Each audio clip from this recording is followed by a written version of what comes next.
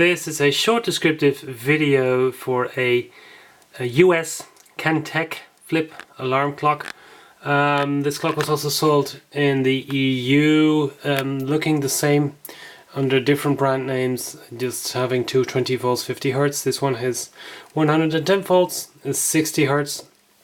It is in a very nice condition, no discoloration whatsoever.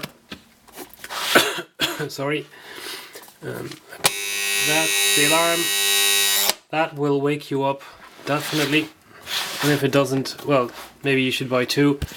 As I said, it is in a very nice cosmetic shape. I just started flipping. Yeah, there it is, 809.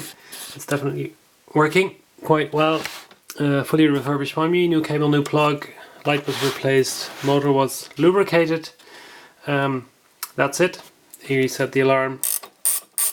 Here you set the time. That's it. Thank you for watching.